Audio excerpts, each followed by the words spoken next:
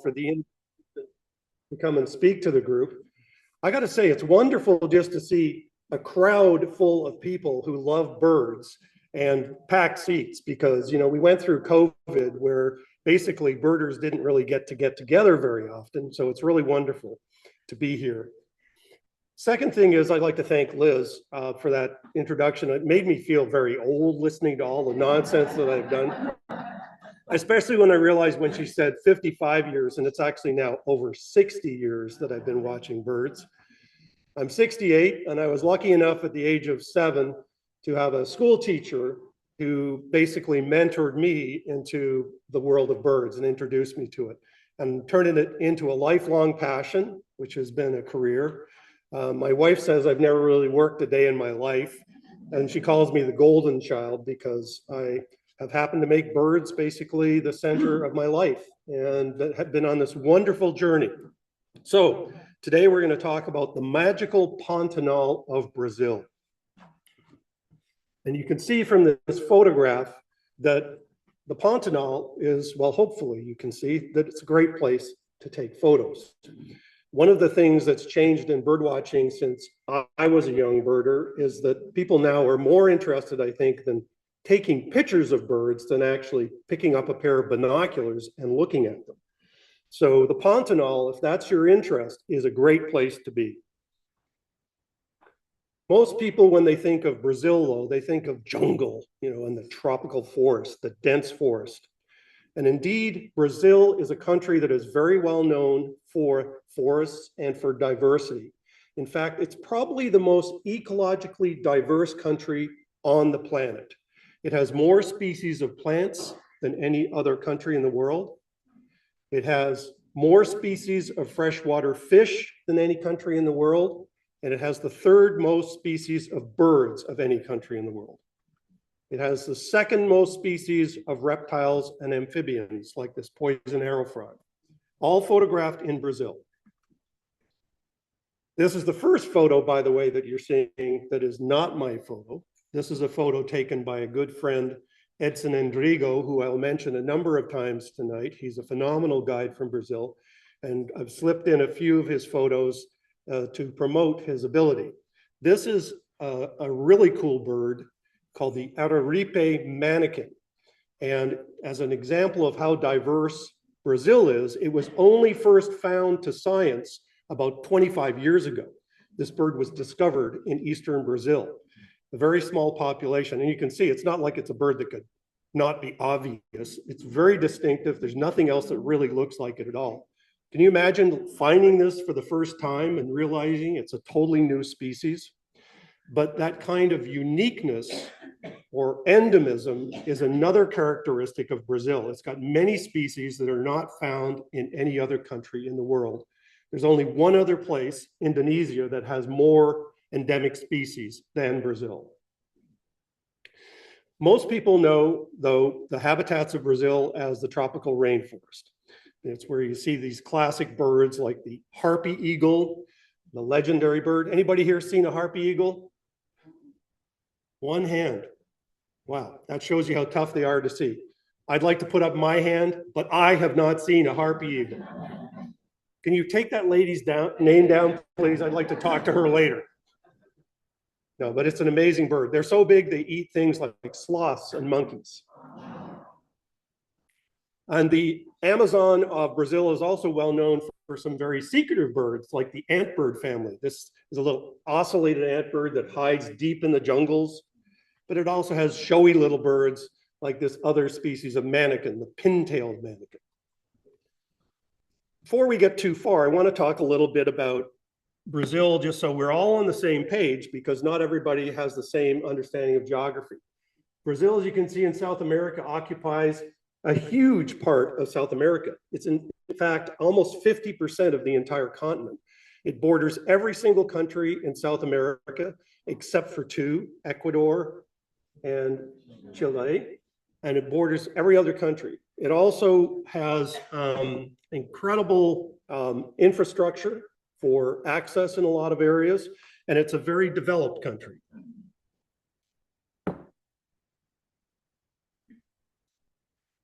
So just to give you an idea of sort of the basics of how Brazil is ecologically, because it's a huge country. It's the fifth largest country in the world. It's basically the same size as the lower 48. So when you say you're going to Brazil, it's like saying, I'm going to the US and I'm going to go birding. Well, that could be Florida, Arizona, New York, Seattle. You know, there's like so many different habitats, and we're such a diverse country. And Brazil is the same way. It's incredibly diverse. So there are basically 4 very distinct habitats in Brazil. And I can see that little icon in the corner is a pain, but anyway, let me get I'll start on this side first.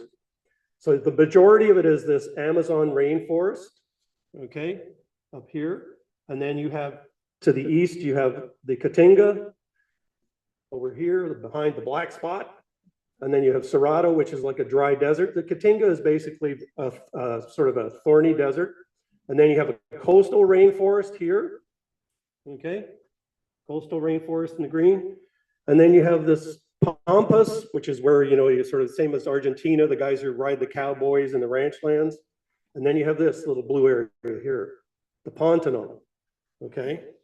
And that's what I'd like to talk about today, because to try and talk about all of Brazil in one talk is impossible. Even the Pantanal is overwhelming. But you can see a little bit about, it's basically a seasonally wet savanna. Wet season, dry season, relatively flat. So thinking about it, okay, why are we talking about Brazil? Can any of you get there? Yes, it's very easy, okay? You do have to fly, unless you're very adventuresome. And it's essentially the equivalent of flying to Europe in terms of distance and time. It's a little longer, but you can get a direct flight from somewhere like Orlando or Atlanta straight into Sao Paulo. And that's the primary city most people fly directly to, okay? Most flights are overnight, just like flying to Europe. Most of the flights are overnight. So what I recommend when people go, the nice thing is compared to going to Europe is you don't have the time difference. You're basically sticking in the same time zone, but it's still, you know, I don't know if you guys are more energetic than me, but I found after doing so many trips, at this point, when I do an overnight flight, no matter how well I sleep, I need a little break before I get going again. So I recommend if people do go to this country that you fly overnight and then you get to Sao Paulo and then you get a hotel for the night. There's a couple of good hotels very close to the airport that have nice grounds where you can relax around the grounds and start seeing some things like kiskadis and some of the basic common birds that you'll see throughout the tropics. And then you get yourself recharged and ready to go. So when you're going to the Pantanal, you get to Sao Paulo, the next day you take a 2-hour flight, first thing in the morning, and then you get into the northern Pantanal. There's basically 2 parts to the Pantanal, okay? So you're flying from down here on the ground, right up from here to the north to a city called Cuiabá. Pantanal, as you can see, has lots of rivers running through it. Those rivers basically stop development, stop roads, stop bridges, and essentially you've got the northern Pantanal, and then you have the southern Pantanal, and they don't connect via roadways, okay? So you can't drive all the way through the Pantanal. So you either choose, I'm going to explore the south or the north. And the north is the traditional area that most people go to. They fly into the city of Cuiabá, and they use that as their main access point. It's a relatively big modern city. And as you can see, when you get in to Cuiabá Airport and you get outside and you're waiting for your ride to get into the Pantanal, whether you're going in a group or most people go in groups, you'll see lots of these little tour buses, and a lot of them have logos on them with jaguars. Because even though the Pantanal, a lot of the economy is based on ranching, the big growing industry now is ecotourism, and especially jaguar viewing. A lot of people want to see neat mammals like the jaguar. It's the best place in the world to see jaguars. Very, very difficult animal to see anywhere else. Now, this is the inside of one of those vans in the front row. Now, just to see you, the cultural differences, if you read these very carefully and you look at these, you'll giggle when you see it. You'll giggle when you see it. That we have all these symbols, but we don't have this one here. So apparently you can take this seat if you're in a Bezos. The cultural differences are important to understand. Now, most of us, when we travel to Latin America, we're prepared if we know our sort of, our little bit of Spanish from our high school days or from university. That's not going to help you too much because Brazil is the only country in South America that speaks Portuguese. Now, although the language looks a little bit like Spanish, trust me, it's only about 80% there, and the other 20% is not close. So you'll get really confused if you try to speak Spanish. What you need is a ringer. And this is a guy I've worked with in Brazil for many years. His name is Edson Enrigo. He's fluently bilingual. He's got a great sense of humor, very talented individual. And as you can see, he likes to laugh. We've been roommates on many trips together. So Edson is a great guy to work with. He's a great co-leader, and he knows the birds of Brazil intimately. What I especially like is these days, most people want to take photographs, and he is the consummate photographer. In fact, he's published over 20 different books on the photography of birds in Brazil. And he's a legend. He's really an amazing guy. So once you leave Cuiabá, you head down the road, and right away, basically you start to see birds. First thing you're looking for is, in the season we go is in the dry season, you're looking for pockets of water that are remaining, okay? Because water is life. That's where everything gets concentrated. So in the wet season, everything gets dispersed, okay? All the fish, all the food, all the things that feed on those things are all over the place. But then as it shrinks down into small pockets of water like this, you can see how it gets packed with water birds. And some of those water birds will look familiar to you. Everybody knows the great egret, a bird we see all over the villages. And the limpkin, a scarcer species, occurs there in big numbers as well. Although the limpkins there are distinctly different in their patterning on their backs. They lack the streaking that ours have. As well, you see spoonbills. So these are species, water birds that are relatively widely distributed through the Americas. But then you get a species that looks similar, but is distinctly different. This is not a great blue heron. This is a cocoi heron, C-O-C-O-I.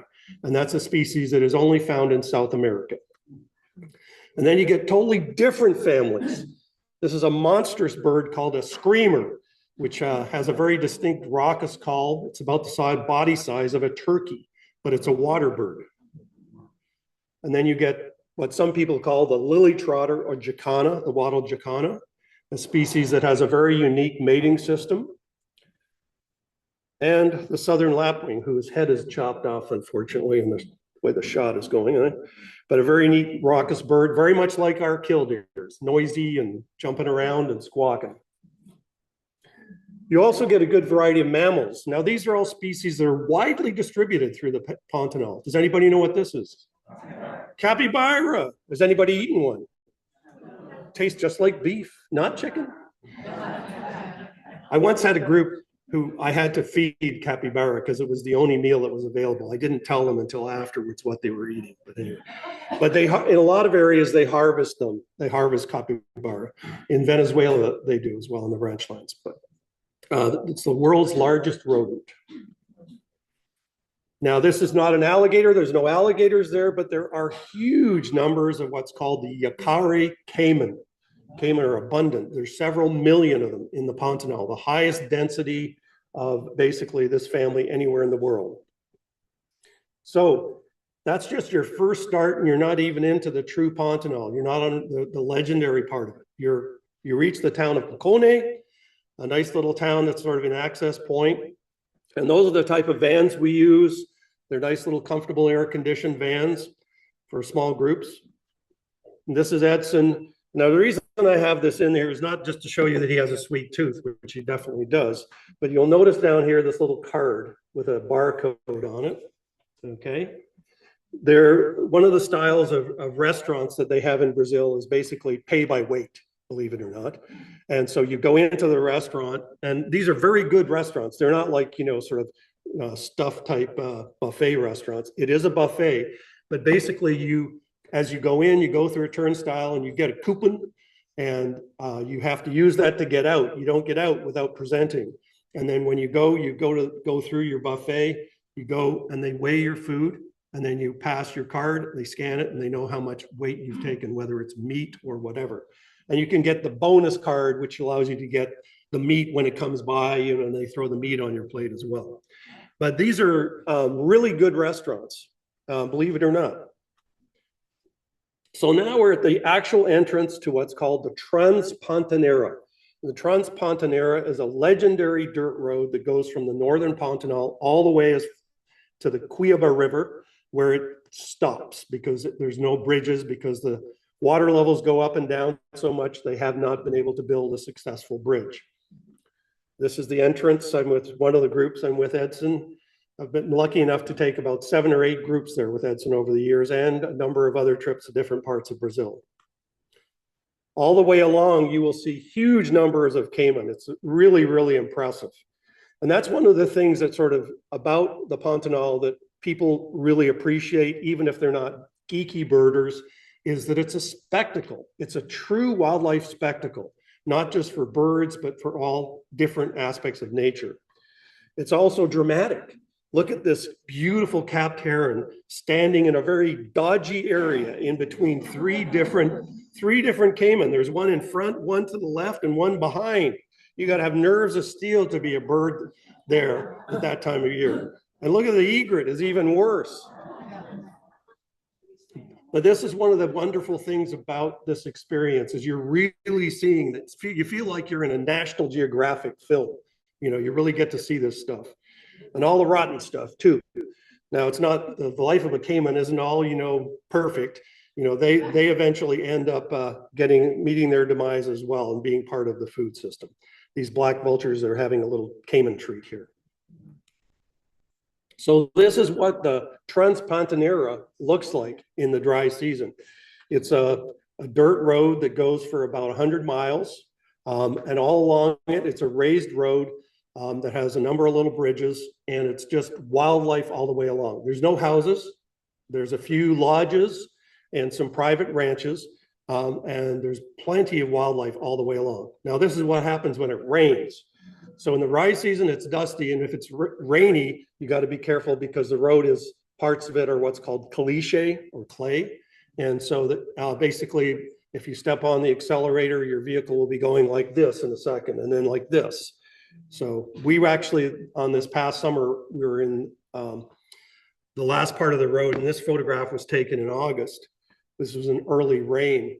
August is normally a dry season, but they had a thunderstorm as we hit the road. And we were about 20 kilometers from our lodge, and our driver said to us, okay, now we get to the tough part of the road where he knew it was going to be clay. And we were like, you know, zzz, and everybody was like, you know, I was calling out the mileage. Okay, 11 miles to go, you know, because I had it on my GPS. 10 miles to go, you know, like we were all like this. We finally got to the lodge, and, they thought I was being overly dramatic, till they found out the next day that 3 other groups that were coming to the same lodge didn't make it till 2 o'clock in the morning because an oil tanker had slid sideways and blocked the entire road until they could get it out. So they had to sit in their vans all night until like after midnight before they could get to the lodge. Anyway, I don't want you to put you off. I'm just saying, you know, it's a fun experience. You know? Anyway, all the way along, you're really looking for these pockets of water birds, as you see, you know, lots of different storks and herons and egrets. And then one of the things that the Pantanal is very famous for are their bridge work. Yeah. And any engineers out here? They're not all great. There's about 107 bridges. Some of them are a little dodgier than others. So, but they're all passable, trust me. Anyway, all the way along, you're looking out your window. And one of the nice things is, as I said, you're on this raised berm. So you're looking at eye level at a lot of the wildlife. There's not big trees through a lot of it. It's smaller shrubs and fence lines for the cattle. And you see things like roadside hawks and savanna hawks, and then vultures. But this is not a turkey vulture. It's a lesser yellow-headed vulture, which should really be called the multicolored vulture because it's red, yellow, orange on the head. So, and then they get migratory species as well that come from the southern part of South America. This is a fork-tailed flycatcher. They migrate into that area to spend the winter. One of the most prominent birds in the Pantanal is a species called the jabiru, which is a giant stork. Now, if you've seen a wood stork, you know a wood stork stands about this big. A jabiru stands about this big. Okay, they probably weigh at least twice as much as a wood stork. They're huge. So this is a jabiru nest, but it's actually a little community if you look at it carefully, because you'll notice up here, you've got the jabiru with a couple of babies. Down here, you've got a couple of parrots that have a nest there. And then you have a hornero that has a mud nest it's built there. Okay, to give you an idea. Okay, so we've got parrots down here, mud nest up here. All right, so what the birds we're talking about here are the hornero, which is a very common species you see along the roadsides building these mud nests. And then the monk parakeet. Now, monk parakeets occur in Florida in some areas, but they're what we call exotic or introduced. They were not here a couple hundred years ago. What's unique about them is that they're only species of parrot in the entire world that actually builds a nest. All other parrots are cavity nesters. Okay, they seek out holes and cavities, but these guys build stick nests, which makes them incredibly unpopular with people who work for the hydro department or the power department in most parts of North America, because they build nests in places on power lines where they can cause problems. Anyway, this is the jabiru, a stunningly beautiful bird, as you can see. I think they're pretty cool. They're pretty scary looking, I think. But anyway, you notice the babies down below who are begging for food are sort of sitting backwards on their legs. And here's mom producing breakfast. This is common for them to regurgitate their food. In this case, I think it's a bony catfish that they managed to gobble up. So, but that's one of the wonderful things about the Pantanal is you're seeing all this stuff in action. It's kind of like going on the Apopka Wildlife Drive. There's always stuff going on. You know, you see things, activity. And there are some very comfortable, beautiful lodges. That's one of the things that makes visit here really nice. This is a lodge called Puyaval. And around the lodge, right nesting in the lodge grounds are things like hyacinth macaws, the largest species of parrot in the world, a truly impressive bird. And anybody who says birds don't play is full of nonsense. If you take a look, watch this one in the middle is grabbing the tail of the other one. I photographed these guys around the lodge grounds as they were basically going from tree to tree, grabbing each other's tails and playing like this in the morning, the three of them. Truly amazing thing to watch. Incredible bird. There are several species. There are actually 5 different species of macaws that are found throughout the Pantanal.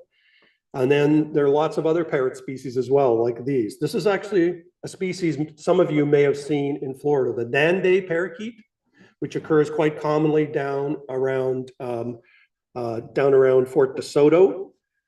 This is a Nande here, and a Yipe tree, YPE, in flower. Beautiful parrot. Now, we're used to our own feeder birds, but Nandes actually come commonly as feeder birds to many of the lodges. They put seed out, and this is a feeder right in the central courtyard of one of the lodges we use. You can see the Nandes on the ground. And then you get little things like yellow chevron parakeets. And instead of having, house finches or house sparrows, you get saffron finches.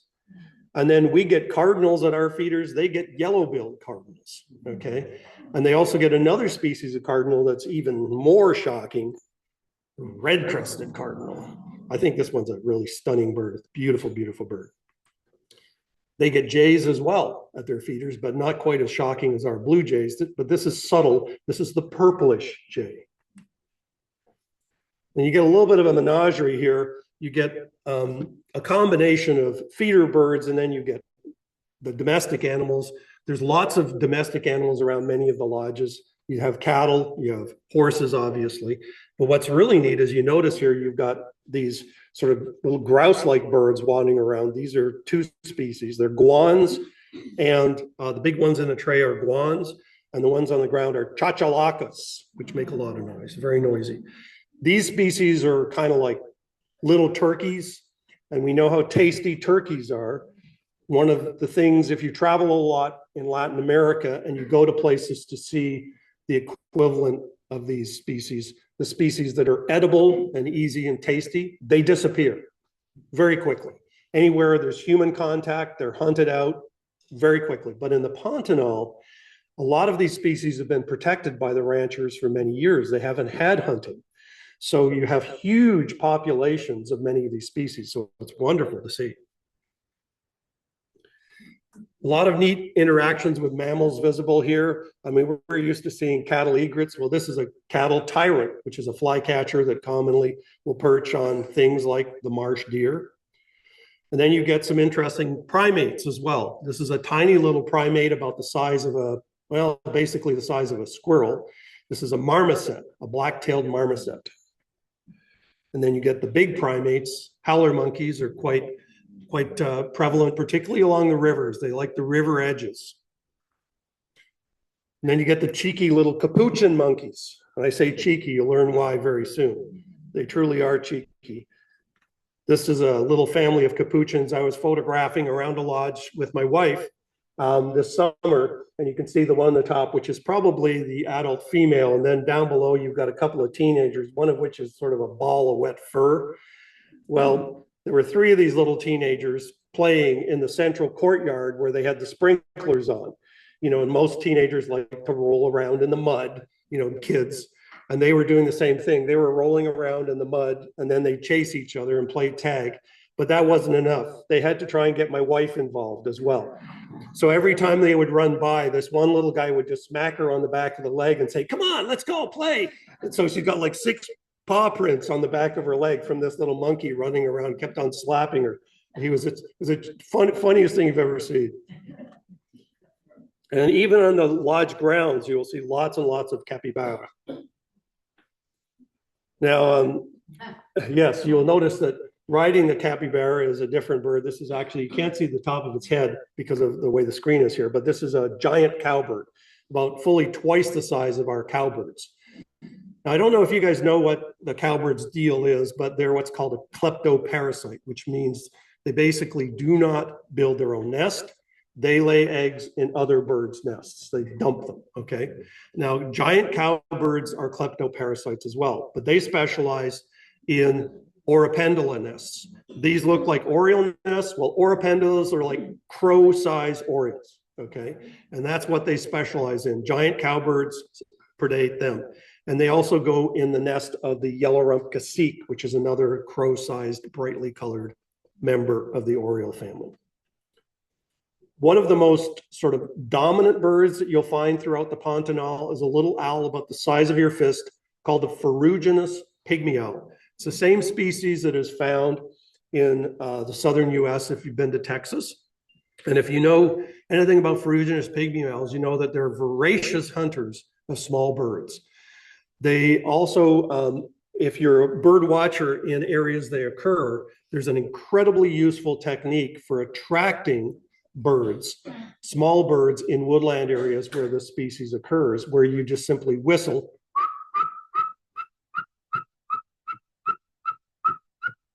like a ferruginous pygmy owl.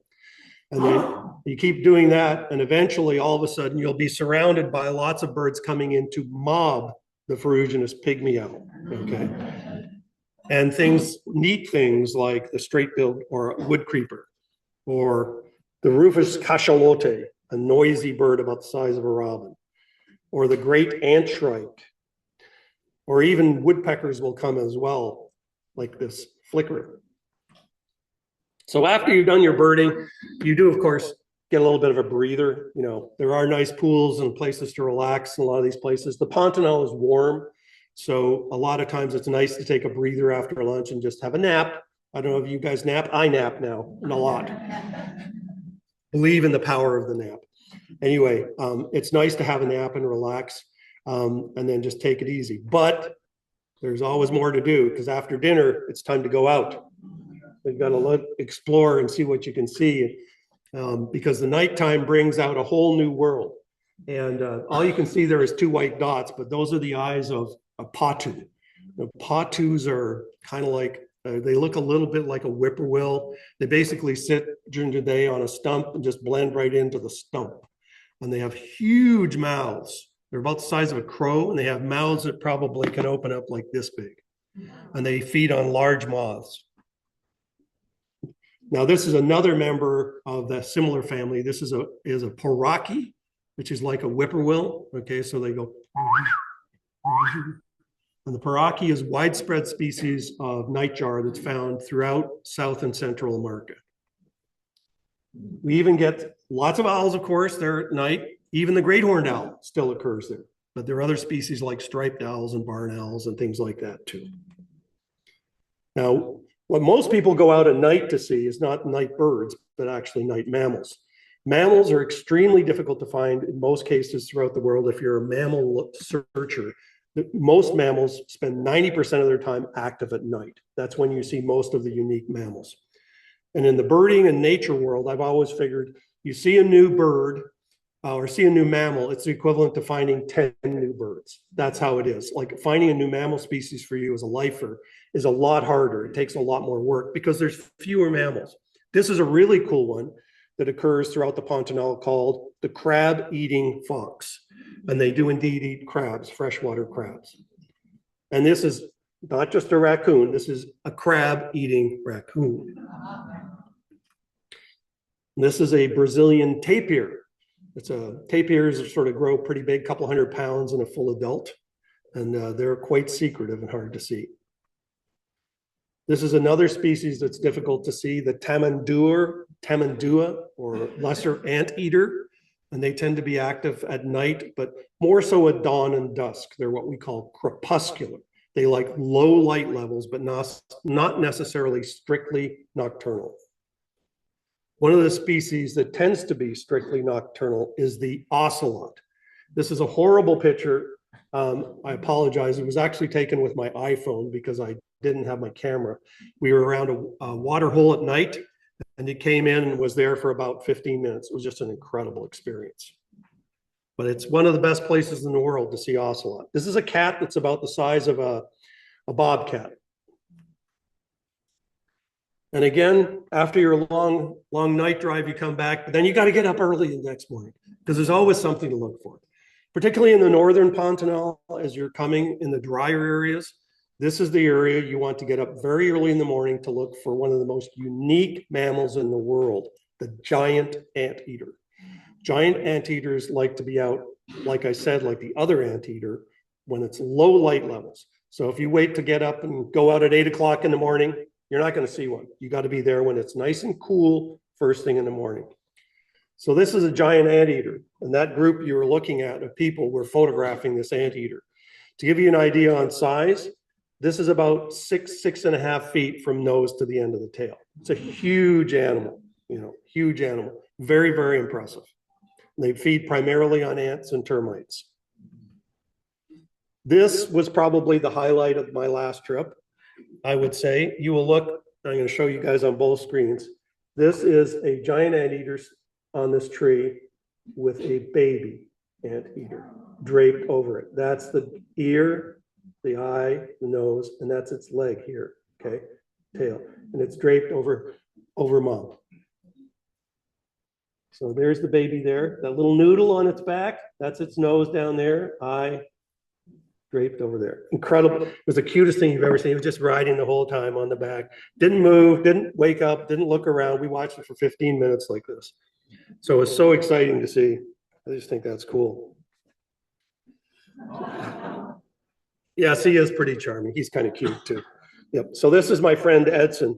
And he is a delightful guy to work with in a whole bunch of ways, probably not the least of which is he has a great sense of humor.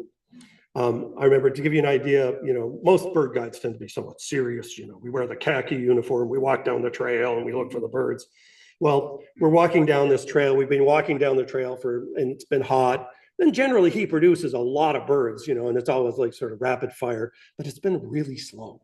And he finally, after about half an hour, we're all sort of, he turns around to the group and he looks and he goes, well, so far this trail has been a complete disaster. He calls it the way he sees it, and it was pretty funny. We all laughed anyway. But one of the kind of neat things about Edson is that, he is fluently bilingual, but of course there's a little bit of an accent and the emphasis on different syllables is a little different, particularly when it comes to ED. So, for example, the ringed kingfisher, he calls the ringed kingfisher, okay? Which, you know, doesn't really make a big laugh. But this bird, which is the buff-necked ibis, he calls the buff-necked ibis. Now, of course, we saw a lot of these, but he couldn't understand why we kept on saying, what's this bird, Edson? What's this bird? Because we wanted him to say, oh, it's a buff-necked ibis. He took it well. So one of the great things about the Pantanal is that you don't have to walk all day. You can get in boats and explore the rivers, and the rivers provide access to a whole variety of habitats, and they're very rich wildlife corridors. Edson has worked over the years with a number of guides who basically what they do is they fish first before they take you out, and they have a bunch of fish, and they have a lot of birds that know the fish are coming. So for example, this Kukoi heron knew the fish was coming. It's not like I'm the world's greatest wildlife photographer and got the timing just right. He says, be here, wait, ready, fish thrown, and you're focused on the right spot, and the bird comes in, boom, grabs it. So it's, he doesn't do a lot of setups like this. So if you're a photographer, that's one of the reasons it's great to go with him. And species like this great blackhawk, same thing, boom. Doesn't look like I really know what I'm doing. Yeah, it makes it easy. Yeah. And even the ring-ed kingfisher does the same thing too. And even the Yakari caiman, though it tends to come for chicken more than fish.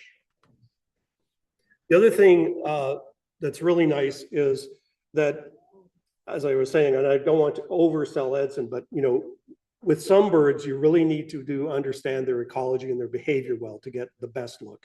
For example, this species, the sun bittern, one of the sort of species, that iconic species that people want to see, you know, it looks great, but it's got a surprise for you waiting. And you really need to see it fly to understand why the sun bittern is such a spectacular bird. So, you know, seeing that wing pattern is absolutely amazing and stunning. So sunbird bittern is a relatively common bird, but it's local and you have to know how to spot them. So everybody's sort of waiting, when are we going to see a jaguar? Is this guy ever going to talk about jaguars? Well, in the northern part of the Pantanal we've been going through, they're harder to see in the drier areas, but you can see signs of them along the rivers where you see all these scratches on this tree. Those are scratches. It's like a scratching post for a big cat, a real big cat. So now we're heading down towards the Cuiaba River, heading down the Trans-Pantanera Highway. And you see a stick on the road, but it's not really a stick. It's actually an anaconda. This is a green anaconda, a small one. It's only about 6.5 feet long. They grow up to 14 to 18 feet. So, and you can pick them up. So it's frowned upon, apparently, according to my wife. So I have a poke list of all the animals I've poked. I've poked this animal. So when you get down to Cuiaba River, there's basically two types of accommodation you can choose. One is to go on a riverboat like this, which is basically docked. So you just simply drive to the riverboat, and the riverboat has small boats attached to it you can take and go up and down on the river with your guides. Or you can go to a lodge. I prefer the lodge base. There's only a couple of them. This is by far the best one. The grounds of this lodge are really wonderful for birding. And they have the biggest jabberoos anywhere in the entire country. Jabberoos aren't that big, but they are pretty big. Yeah, so anyway. But as I said, the grounds of these lodges are very, very rich because you've got a combination of water, which creates big trees along the river corridors, and birds like this araceli. This is a chestnut-eared araceli, which is closely related to the toucan. Okay. Yes. Well, you have other guests as well. This is inside the restaurant from the lodge, and the food is so good apparently that even the horses have to be fed apples. So this is Edson feeding this horse an apple. He's a sort of an apple junkie that hangs around on the grounds, but totally harmless. Anyway, had to throw that in.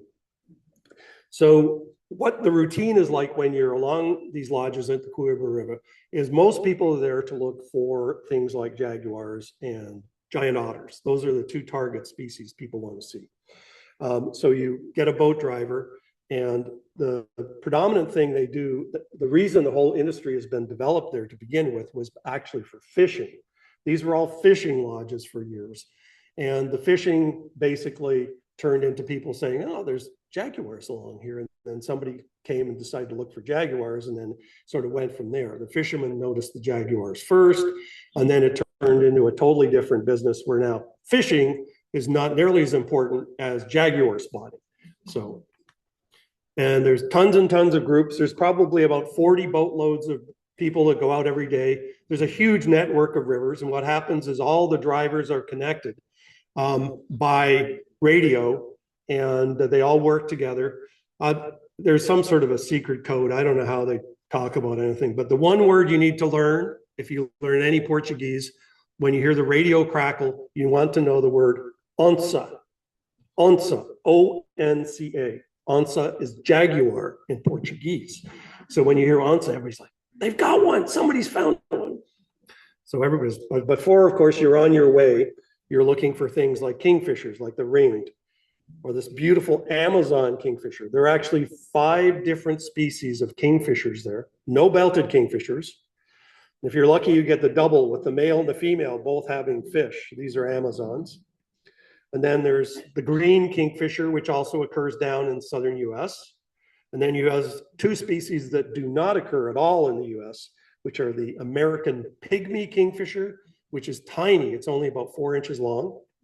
And the green and rufous, which is the most difficult of them all.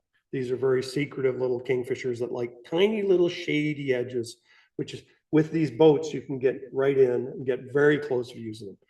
I find belted kingfisher is probably one of the most difficult birds to photograph. If you're a photographer, you know, when the moment you stop and you see one sitting on the wire, they're gone. Very hard bird. But these kingfishers, I don't understand why ecologically, you can approach them and get really nice, great photos. It's impressive. And you can see the kind of experiences you're getting. I want, you're nice and eye level with these boats. So you're seeing, birds along the shore like this jabiru. That's Edson forever, the clown in the background. Species that, we see in Florida now everywhere, muscovy ducks. They're truly wild muscovy ducks there. And that's what a wild muscovy duck looks like. Species like the large-billed tern nesting along the sandy shores. And the beautiful capped heron staying in the understory. These are all widely distributed species that you see almost every day, every boat ride. The striated heron, which is the southern version of our green heron. But then there are other species that are kind of scarce and tough, little nuggets that you search very carefully for, like the scarlet-headed blackbird, stunning bird, very local. Or if you're truly lucky, one of the most difficult herons in the world to see. It occurs widely throughout South America and Central America, but almost all those areas it occurs. It's rare or extremely rare. It's called the agami heron. Incredibly beautiful heron.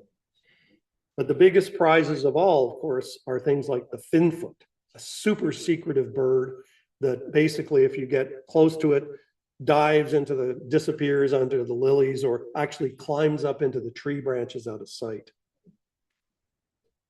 This is the rarest bird that I've seen in the Pantanal.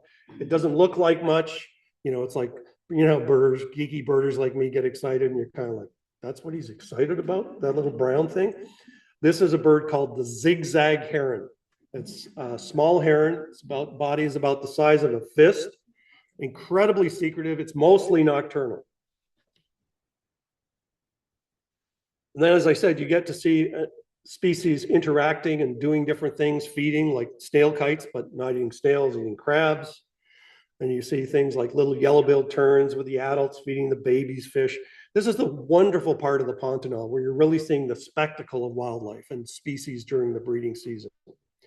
These little young rufescent tiger herons sitting on their nest. And the adult bring them in breakfast. Good, nice breakfast, right? Frogs. That's the adult of this species, but oops, sorry, wrong way. Back up for a second. These are the babies of this species, just to give you an idea. That's mom. And then another bird that really I should have a sound recording for. This is called the black-capped Donocobius. It really doesn't do it justice to look at it because it's the most noisy thing that just puts on this incredibly bizarre display. It's about the size of a robin, and they're just like squawking and fanning their wings and their tails and dancing back and forth to each other. Truly impressive bird. There's also several species of trogons, another widely distributed tropical bird, and motmots that occur there too. This is one of the things I love about the Pantanal. Even when you're not seeing things, the scenery along these rivers is just breathtaking at times. And if you look very carefully, you'll spot something like this just slinking along the side. This is a little Brazilian tapir. Have to have sharp eyes to find these. That's Gilligan, your tour guide. That's me on a boat. Anyway, a lot of times things are, more gentle pace while you're kind of looking at things in little back streams and things like that, photographing kingfishers, and then the pace will pick up. This is the Miami Vice crew here. This is when we had seen something had been spotted. We heard a crackle over the radio. We weren't sure what it was, but the boats take off at high speed, and then you're zooming along, and then all of a sudden you come across, and there might be 3 or 4 boats photographing something. And in this case, they're photographing giant otters. Truly impressive animal. So to give you a little bit of context, there are cute otters like this one. This is a neotropical river otter, which occurs in the same river. It's a relatively small otter. And then there's the real deal. There's the giant otter. Okay, the giant otter is basically about 6-foot long tube of muscle with teeth at one end. Okay, these are giant otters. They are, they're really, really impressive animals. Okay, now they're not dangerous to people. But, otters are often portrayed as these cute, furry little things. Like, when you see a giant otter, it's like, I don't want to get in the water with that animal. Like, really, they are ferocious animals and incredibly efficient at catching fish. We watched, to give you an idea how tough giant otters are, watch this little group of giant otters, 3 of them. Suddenly, there's 6 of them sitting around. Suddenly, 3 adults swam off the log they were resting on. And then they sat on the shore like this, like, the game whack-a-mole, okay? One would jump up and go, arr, and go to the next one, arr, and the next one, arr, arr. And they're barking at something on the shore. We were like, what are they barking at? A jaguar in the shadows. Terrible photo, but I had to put this photo in to give you an idea. They were barking at this jaguar. They would not let the jaguar into the water. The jaguar wanted to swim across the river, and it was not allowed to. To give you an idea, okay, it didn't take a chance with these guys. So there's one speed, which was the first speed you saw, and then there's this speed. That's jaguar speed, okay? And if you're lucky, you will see along these rivers, there's a very good chance of seeing one of the most difficult animals in the world to see. It's an incredibly impressive cat. Now you look at that photo and you can see why you could just zoom by and miss it completely, okay? Pretty pussy cat. But I'll tell you, the boat drivers are very wary of jaguars. To give you an idea, if they desperately need to pee, they don't pull onto the shore. They tell you, you're gonna have to hold it till we get back. There are maybe 2 spots along the river that they know are secure, that they get out and they scan, but they're very wary of people being attacked by a jaguar. A beautiful, beautiful cat. And chances are you'll get, if you go down there and you spend 2 days, you'll probably see half a dozen jaguars in 2 days. Yeah. You also get to see them actively, unlike if you've been to Africa, when you see lions, they tend to be like just sitting there doing nothing all day long. Jaguars tend to be a little more active. They do tend to be doing things. They are daytime hunters a lot of the time, and their favorite food is caiman. That's what they like to eat. They can easily catch 6 to 10 foot caiman, no problem. Just swat it, nip it in the back of the neck, and drag it up the bank. Incredibly impressive. You should look up on YouTube if you don't believe me. There's some amazing videos of jaguars just trotting up to a sandbar and grabbing a caiman, a huge caiman. It's unbelievable to watch. It's the 3rd biggest cat in the world. They're great swimmers. This one is stalking along the edge of the river, looking for caiman. And this gives you an idea of what the setting feels like. You can see in the middle, you can see the jaguar on the riverbank right here, just walking along. Okay. A lot of variation in their coloration and in their head shape based on whether they're male or female, just like cats. This is a very pale individual we figured was probably a young female. This one was one of my favorite experiences. I watched this guy on another trip. I spent about an hour and a half photographing this jaguar as it stalked, and it finally did catch a caiman, but I decided not to put that picture in here. But this was him coming out to the shore. Absolutely breathtakingly beautiful cat. So just sort of in conclusion, one of the things, as I said, you know, the Pantanal is an incredibly diverse and rich place where you get an amazing sort of wildlife spectacle, but it also is a place of incredible beauty, particularly when you're on a boat. You get to sit back and really drink this experience in. And I would strongly recommend, if you have the opportunity or the inclination, to consider it. It's one of the greatest wildlife spectacles in the world. I've been lucky enough to travel to many places, and there's not a lot of experiences I would widely recommend to people. It's one you can do quite comfortably and easily. So in conclusion, and again, the guy in the front of the boat there, I would strongly recommend if you decide to go. I've got his brochures in the back. His name is Edson Endrigo. I am not working with him. I do not get a financial cut. I just happen to love him. He's a good friend. We've spent a lot of time in the field together. He's got about 10 years. He's working towards retirement, and I want to see him be successful. And you would not go wrong with him. He does small groups from about 1 to 4 people typically. He's great to work with. Anyway, that's the Pantanal of Brazil. Thank you very much, folks.